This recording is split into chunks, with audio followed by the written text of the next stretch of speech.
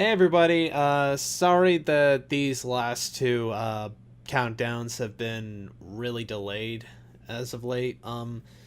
The reason for it was because pretty much no reason at all. I just got lazy and unmotivated. I finally got these done, and now it's time to finally put all this aside and get to it. The final countdown of the summer. These are the top 15 best films of 2013.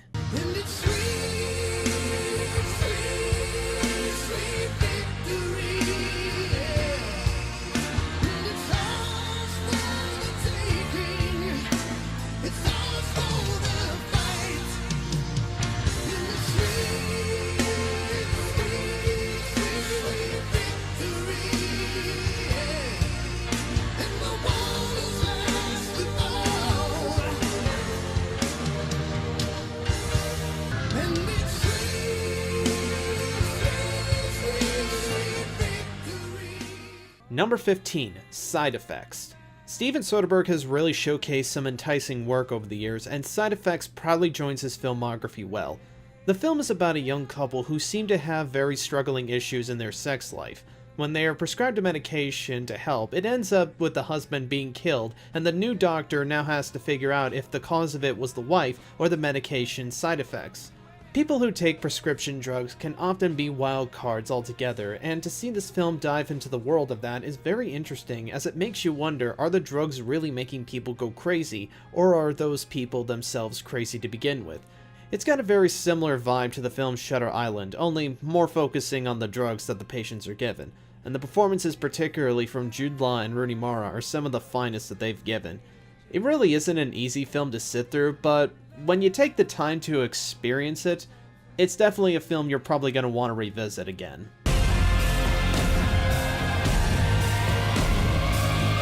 Hey, wait! Wait for this to happen again?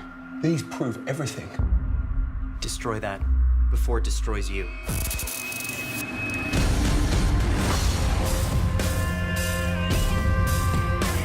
Number 14, Fast and Furious 6.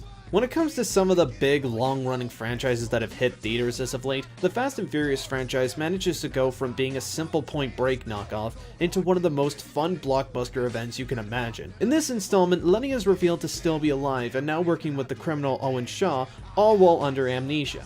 In an effort to stop him, Luke Hobbs recruits Dominic and his team in order to stop Shaw and bring Letty home with them. I was really impressed at how much I enjoyed Fast 5, but honestly, I thought Fast and Furious 6 was a massive improvement. The action scenes were better, the direction was a lot slicker, and it just had the right amount of fun and drama brought to the table in a nice balance. I also love the rivalry between Dominic and Owen, and I love how these actors were able to have such great chemistry throughout the film, even if they were rivals.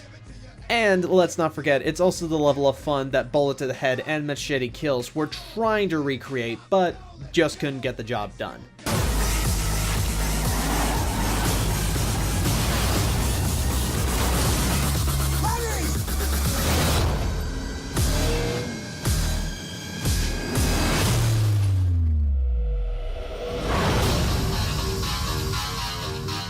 Number 13, The World's End. As the finale to Edgar Wright's Cornetto trilogy, it was good to see it went on a high note, and I would dare even say I liked this more than the other two. In this film, we follow Gary King, the leader of his pack from high school who attempted to complete the golden mile of hitting 12 pubs in one night. Decades later, he reunites his buddies to try again like old times, but something about their hometown seems a bit alien to them, if you know what I mean. As someone who really appreciates Simon Pegg's witty dialogue and Edgar Wright's style of filmmaking, The World's End was a spectacle to behold as to why I love seeing these two work behind the camera. The writing and directing are at some of its finest, not missing a beat throughout its runtime, and the chaos doesn't end at any point within the story. Every joke feels right with the plot, and not once does it feel like it's going the other way around. Not to mention the cast performance and delivery were all excellently welcomed. Simon Pegg and Nick Frost once again deliver performances as characters that completely differ from their previous roles in the Cornetto trilogy, with Pegg now playing a bum who is so obsessed with the past and Frost being one of the few adults of the group. Their timing and chemistry just bounce off of each other very smoothly. Also, I'm not going to spoil the ending of this movie, just go on and check it out because it gets really weird, but in a good way. The world's end. What the hell is that? We are gonna get to the world's end if it kills us. Oh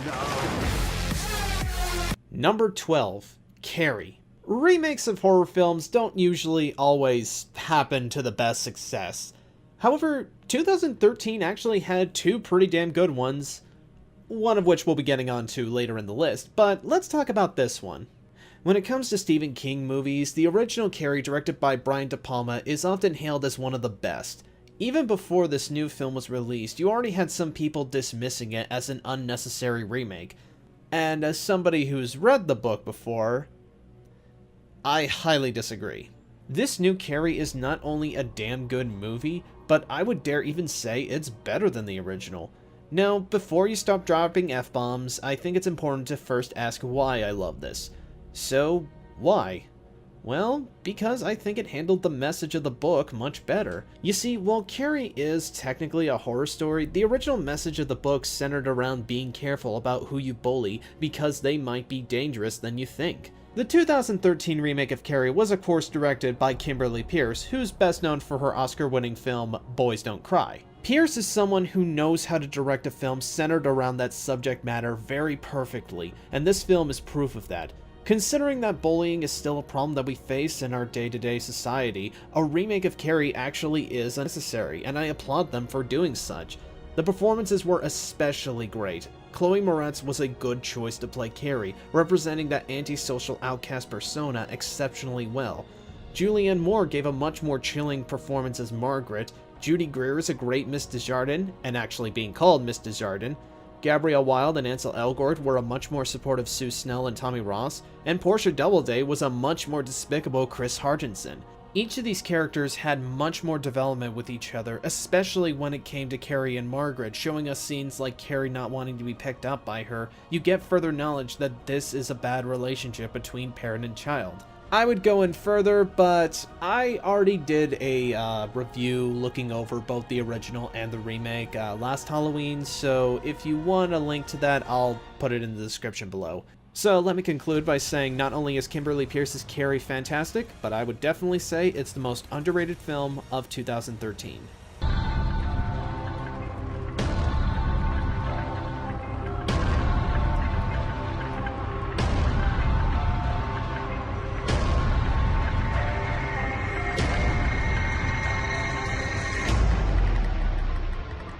Number 11. Gangster Squad. After being delayed for reshoots over a controversial scene in the trailers, Gangster Squad was lucky to see the light of day after all. The film tells a very stylized fictional version of the Gangster Squad, a group of cops and detectives going up against Mickey Cohen and his empire during the 1940s and 50s. Is it historically accurate? No. Is it at least a fun movie? Yeah. Sean Penn's performance as Mickey Cohen is fantastic, making him out to be such a sadistic fucker, but also really fun to watch. The kind of guy who would break your nose for something as little as a sneeze, that kind of bastard to watch.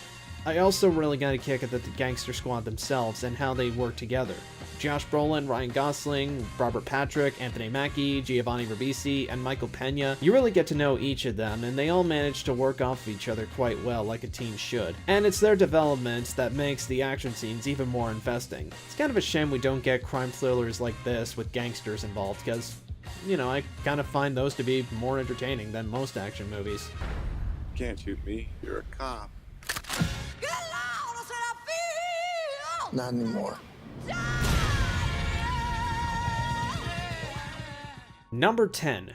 Gravity. When I saw this film's trailer, I didn't think it was going to be that big of a deal, other than showing off really strong special effects. Yeah, Gravity, for lack of a better term, left me breathless. What Alfonso Cuarón managed to bring forth was one hell of a visual spectacle. Seeing this in XD 3D left me constantly on the edge of my seat, like you were really up in space with these two people.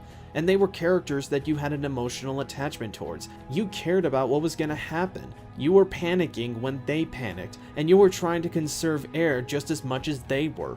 It really did feel like a once-in-a-lifetime experience for me, as seeing it on the big screen does make it feel like a bigger experience. But that doesn't take away from the rest of the film being as satisfying at home. What we still get is a movie that is a tale of maintaining survival and sanity in an environment such as space, and Sandra Bullock and George Clooney both managed to bring that into their performances. While I do think the best experience viewing this film is, of course, on the biggest screen you can get, you know, I would still say go check out Gravity because it is a film that I think is worth seeing.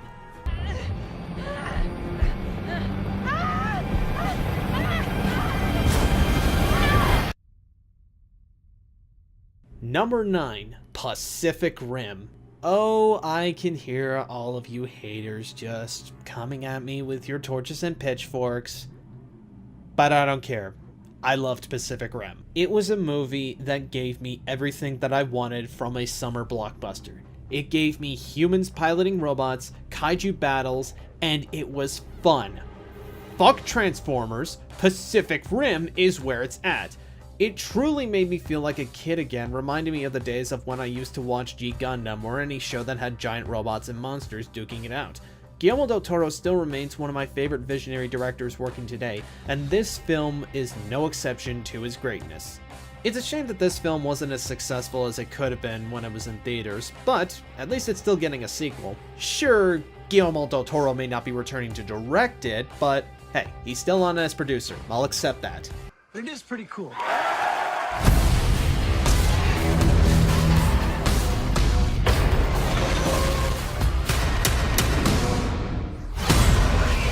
Pacific Rim. Number 8, The Wolf of Wall Street. Martin Scorsese has managed to deliver some really entertaining flicks in the past, and The Wolf of Wall Street is no exception. Even at a time frame of only 3 hours, it manages to have absolutely no boring moments in it. For those that don't know, the film is based on the true story of Jordan Belfort, the Wall Street stockbroker tycoon who swindled billions of dollars out of people's pockets. Everyone in the cast, from Leonardo DiCaprio and Jonah Hill to Rob Reiner and Matthew McConaughey, expressed just how far American excess can go. I don't know if everyone else would agree with me in saying it's one of Scorsese's most ambitious films, but I would definitely say it's his edgiest by far. With what I saw in this film, I can't even imagine how the NC-17 version would have turned out, and I thought the version we saw in theaters was pushing it enough as it is.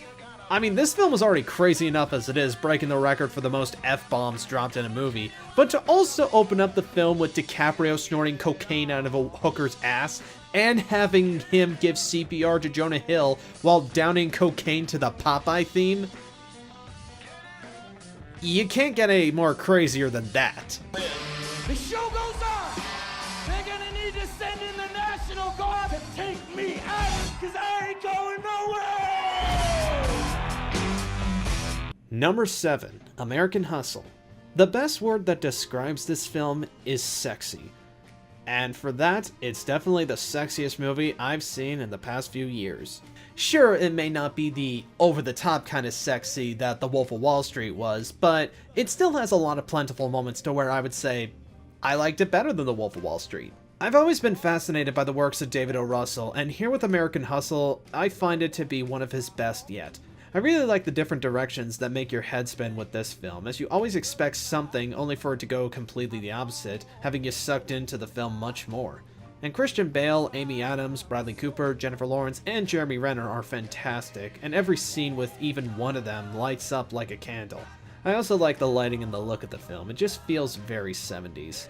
If you get the urge to hustle, hustle for this movie as soon as possible. It's gotta be the best we've ever done. Number 6, Evil Dead. This was a film I was worried about for such a long time, and I'm proud to say that it did not let me down. The Evil Dead series to this day remains my favorite horror franchise. From its balance of horror and comedy to Bruce Campbell as the starring lead, It's always had something that truly made it memorable more than any other horror franchise that came from that decade. I'm actually one of those few people that enjoys the first film better than the others, because it feels the most like a horror film. And then when it comes to this remake, it went back to the original's roots of horror, but cranked it up to 11.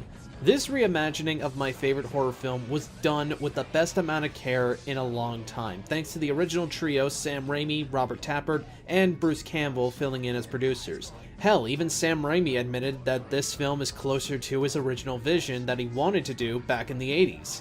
The performances, the makeup, the production design, and all of the gore live up to the original, making it a fitting entry into the franchise. The Dead is back, and it is groovy. We're gonna get you, not another beat. Time to go to sleep. Number 5. Frozen. Disney's long-time awaited take on the Snow Queen is finally brought to life in this film, which sadly now has the same title as a shitty horror film about a ski lift. Regardless, I really enjoyed watching Frozen, as it was truly the Disney princess film that belongs right up there with the Disney Renaissance era. I mean, sure, I enjoyed Princess and the Frog and Tangled, but to me, Frozen just fits the spectrum better, if you ask me. The animation is also truly spectacular. I mean, considering this is from the same director as the guy who gave us the Disney Tarzan movie, I guess I shouldn't be surprised that the animation would have this much high quality to it. The songs, especially written by Robert and Kristen Anderson Lopez, are really catchy and memorable. From Let It Go to Do You Want to Build a Snowman and In Summer, making it a much more wholesome musical compared to some of the other works on Broadway. I especially loved how most of the cast was consisted of Broadway actors like Idina Menzel and Josh Gad, since, you know, usually stage singers know how to control their voice better than most people. I know this film has been dealing with a lot of oversaturation and people are kind of tired of it, but I might have been part of the problem, but I don't care. I still really enjoy Frozen. Now, do I think this is Disney's best film? No, compared to Wreck-It Ralph, it's still got a long ways to go, but if anything, this is still a damn good film that I would highly, highly recommend to people. Come on, buddy, faster! No! Hang in there, guys! Number 4, The Spectacular Now. If I had known sooner that this film was written by the duo that wrote 500 Days of Summer, Scott Neustadter and Michael H. Weber, I would have immediately jumped on the next bus to find a theater playing this. The Spectacular Now tells the story of Sutter Keeley, an alcoholic high school senior who doesn't see much of a future after graduation. He soon grows attached to his neighbor and classmate, Amy, who later teaches him geometry in order to graduate, while he helps her become a little bit more stand-up with her mother. James Pornsold's adaptation of the Tim Tharp novel of the same name is really charming and an enduring tale of high school love that plays a little bit of a tribute to the John Hughes films of the 80s, much like The Perks of Being a Wallflower did last year. You really become invested in Sutter and Amy's relationship, and Miles Teller and Shailene Woodley have excellent chemistry together, breathing such likability in what they do. It does kind of get me wondering about what I'm gonna do as an adult, but until then, I'll keep living in the spectacular now. This is the youngest that we're ever gonna be. This is our time. Live in the now. Cheers. Cheers. To you, Amy Finicky. To you, Sutter Keeley. Number 3, The Wind Rises. Never did I think an animated movie was gonna be as beautiful as this, but Miyazaki was the only one to truly do it. The Wind Rises is based on the true story of Jiro Horikoshi, who dreams of becoming the finest plane mechanic who ever lived. During his life, he works down to the bone to deliver a creation that will showcase Japan's talents and get them up to date with technology. But he soon realizes that the planes will be used by the Nazis during World War II. While not 100% faithful to history, it doesn't take away from what it's trying to tell. A story of someone who tries to hold on to his childhood dreams and make them a reality, even if it means doing it for some horrible people. It definitely stands as one of the more adult stories that Miyazaki has made, as a lot of his usual fantasy quirks are drastically toned down and feeling more grounded in reality. It does feel very refreshing, honestly, and of course, there's the animation. It's spectacular. I mean, considering it's Miyazaki's traditional hand-drawn style at Studio Ghibli, it's hard to say that it doesn't look good. Considering this was his last movie, it made me tear up a little bit at the end, thinking we won't be able to have such a captivating and moving artist such as him later on in the future. And with that, here's to the king.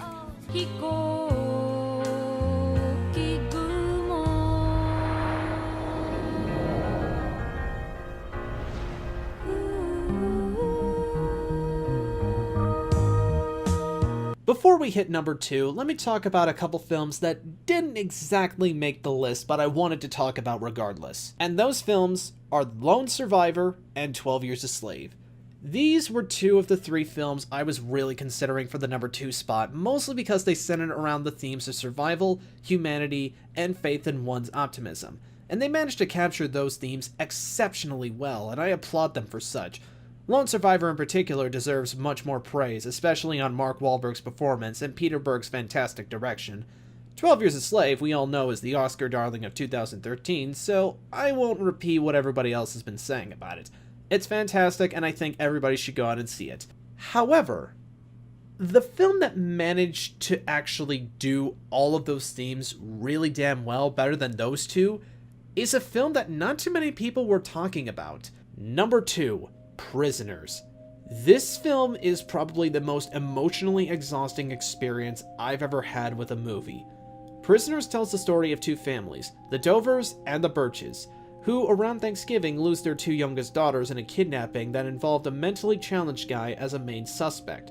While the 2 fathers interrogate him, the search for the daughters is put in the hands of Detective Loki. What about Prisoners makes it a lot more dramatic than, say, 12 Years a Slave or Lone Survivor? Well, let me ask you this question. If your youngest child was missing for over a day or even a week at one point, and you only had one prime suspect, someone who probably had nothing to do with them at all, how far would you go to try and find your daughter? Would you sacrifice your sense of humanity, beat and torture a man near to death who may or may not know anything about it?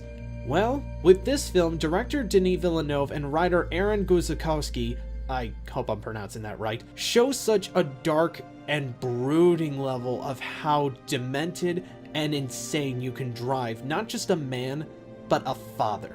And the performances, where do I begin? They're all great. Consisting of actors like Dylan Minnette, Paul Dano, Terrence Howard, Melissa Leo, Maria Bello, Viola Davis, and Len Cariou, they're all fantastic. However, none of them compare to the 2 main leads, Jake Gyllenhaal and Hugh Jackman. Jake Gyllenhaal as Loki is fantastic. For a case as desperate as finding 2 little girls, even if they aren't his, the stress gets to him just as much as everybody else.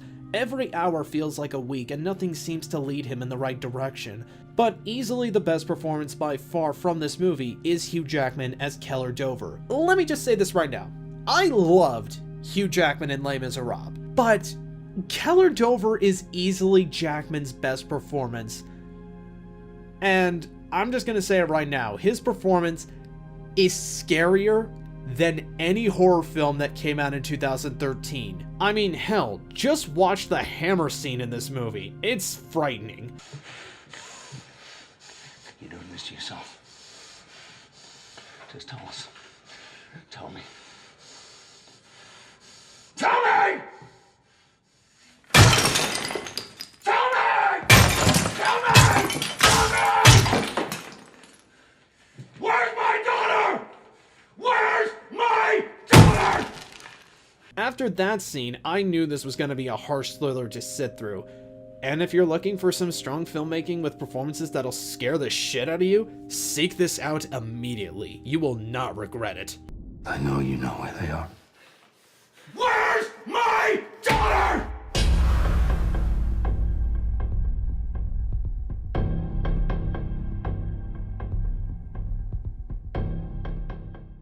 And here we are, folks. Number 1.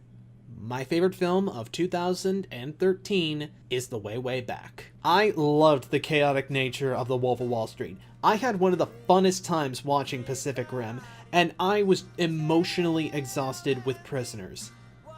However, none of them hit me harder than The Way, Way Back did. The film tells the story of Duncan, a young teenager who's dragged out to a beach town near Cape Cod with his mom, her boyfriend, and her boyfriend's daughter. While there, he ends up getting a job at a local water park thanks to one of its employees, Owen, and finds himself the happiest that he's ever been in such a long time. What Jim Rash and Nate Faxon were able to create was not only a damn good movie, but one of the most relatable films that you will ever see in your life. If you have ever dealt with situations where you were dragged out to some place you never wanted to be, guilt-tripped and treated unfairly by your parents or their lovers, but found a place of sanctuary where you truly felt happy with yourself, then this is the film you need to see.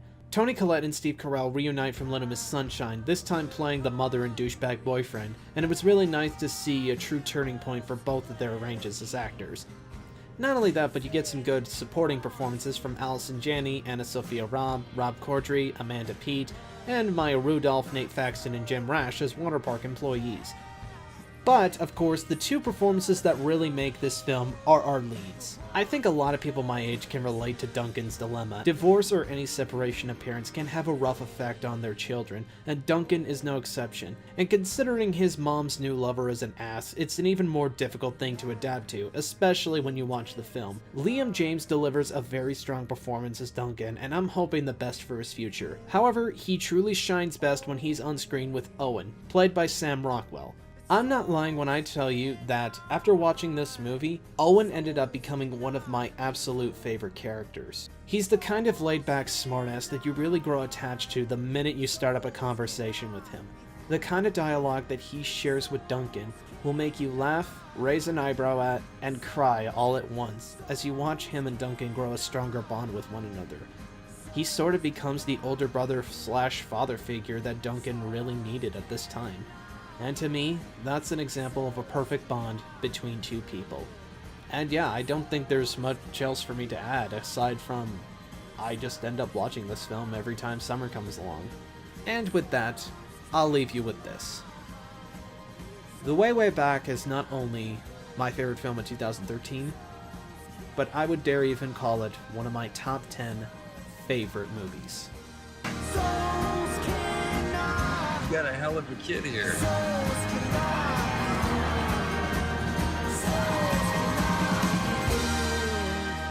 Hold, please. Hold. Just hold there.